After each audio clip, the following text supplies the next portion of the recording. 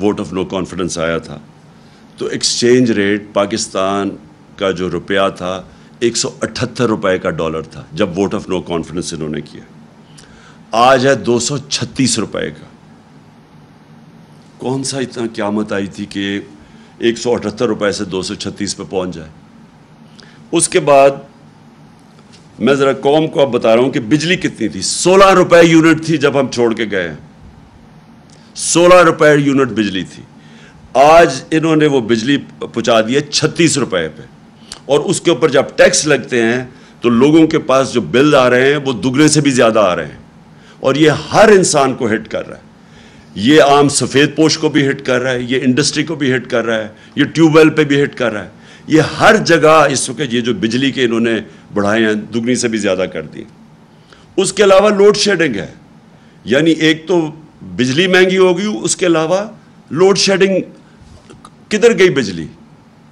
یعنی بجلی غائب تو نہیں ہوگی. مقابلہ کا موازنہ کر لیں ہمارے میں اور ان کے دور میں کہ بجلی کتنی تھی. اب پیٹرول, میں بڑی بڑی چیزوں کی بات کر رہا ہوں جو کہ عام آدمی کو ہٹ کرتی ہے. جب ہماری حکومت تھی عالمی منڈی میں تیل کتنے کا بک رہا تھا؟ $103 کا. عالمی منڈی میں $103 کا تیل مل رہا تھا, اور ہم کس قیمت پہ پیٹرول دے رہے تھے؟ 150 روپے لیٹر. ہم کس قیمت پہ دے رہے تھے ڈیزل؟ 146 روپے لیٹر. آج کتنا ہے؟ آج عالمی منڈی کے اندر تیل $103 سے آ گیا $93 پہ. $10 کم ہو گیا ہے. اور یہ کتنے پہ دے رہے ہیں آپ آج ڈیزل اور پیٹرول؟ ڈیزل دے رہے ہیں 146 روپے. 100 روپیہ مہنگا ہو گیا ہے 146 روپے لیٹر پہ. اور پیٹرول دے رہے ہیں 236 روپے لیٹر. انٹرنیشنل منڈی میں کم ہو گیا ہے, لیکن یہ پیٹرول 150 سے گیا ہے 236, ڈیزل 146 سے گیا ہے 248 پہ. اور گیس کی قیمتیں ابھی بڑھ رہی ہیں, اور IMF کہہ رہا ہے کہ یہ 250% بڑھیں گی سردیوں تک. جو عام آدمی کو اس وقت سب سے زیادہ تکلیف ہو رہی ہے وہ آٹا ہے. آٹا دگنا ہو گیا. 1 کلو آٹا 50 روپے ہمارے دور میں 1 کلو آٹا تھا. آج وہ کراچی کے اندر 100 روپے لیٹر سے اوپر چلا گیا. 5 مہینے کے اندر یہ سب کچھ ہوا ہے. میں سوال یہ پوچھتا ہوں کہ کیا ہوا 5 مہینے میں کہ وہ کدھر سے کدھر قیمتیں چلی گئی ہیں. میں آپ کے سامنے بتا رہا ہوں, اور یہ صرف ساری چیز اور قیمتیں لے لیں.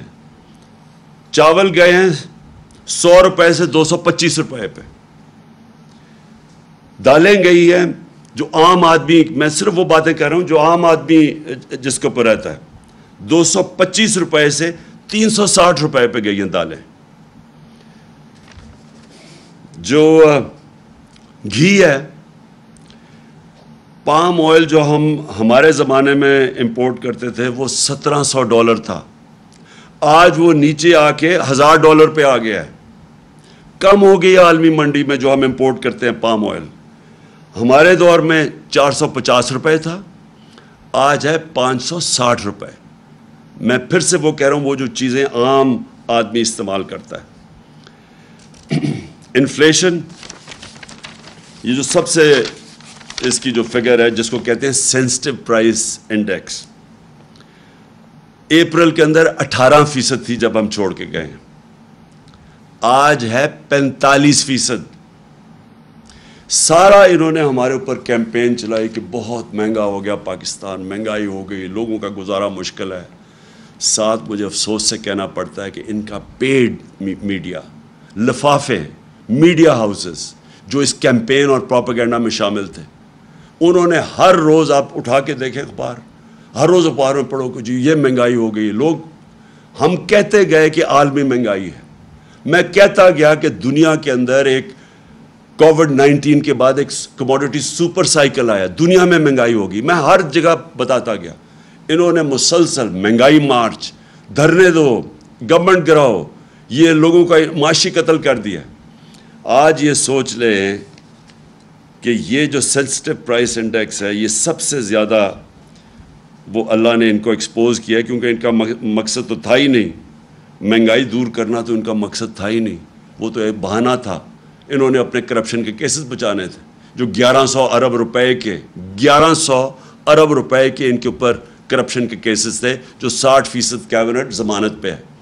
इनकी जनाब 18% से सेंसिटिव प्राइस इंडेक्स गई है 45% पे। ये पाकिस्तान की तारीख की सबसे ज़्यादा महंगाई है। कौन सा क़यामत आई थी? मैंने आपको बता दिया हमें क्या मिला था और इनको क्या मिला है। ये कैसे जस्टिफाई करते हैं? फिर आगे चले जाएं।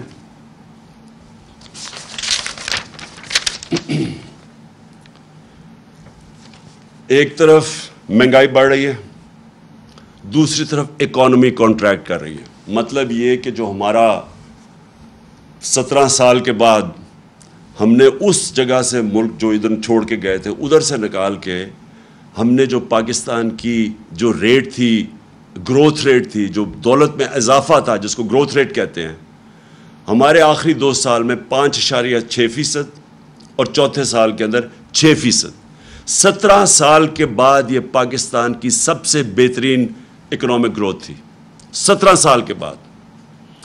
अब ये मुझे बताएं कि आज प्रेडिक्ट कर रहे हैं कि 0.6% पे ग्रोथ रेट चली गई है, यानी वहां से गिर के नीचे आ गई है।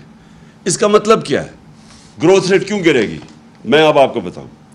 जो टेलीफोन की इंडस्ट्री और जो गाड़ियों की इंडस्ट्री है, उसमें 50% वो बंद हो गई है, यानी वहां बेरोजगारी अब फैल रही है।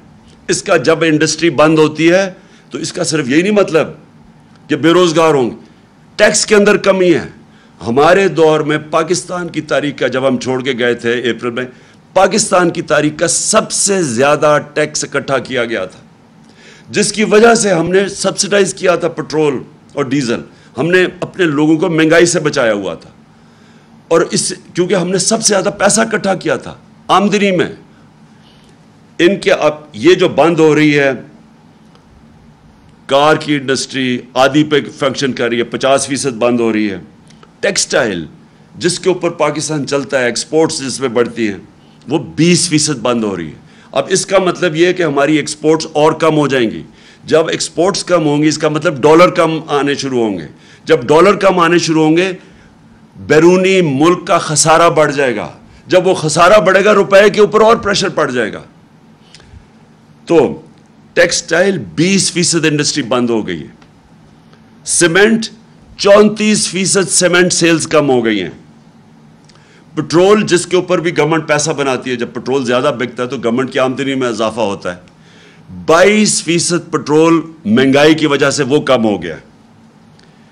और अब जो 2 चीजें हम पाकिस्तान फेस कर रहे हैं, एक तरफ महंगाई, दूसरी तरफ बेरोजगारी, जिसकी वजह से वर्ल्ड बैंक और IMF अब कह रही हैं कि पाकिस्तान इंतशार की तरफ जा रहा है, सिविल अनरेस्ट की तरफ जा रहा है, श्रीलंका वाले सिचुएशन की तरफ जा रहा है, क्योंकि इनके पास अब कोई हल नहीं है इसका। तो मैं आखिर में अब जो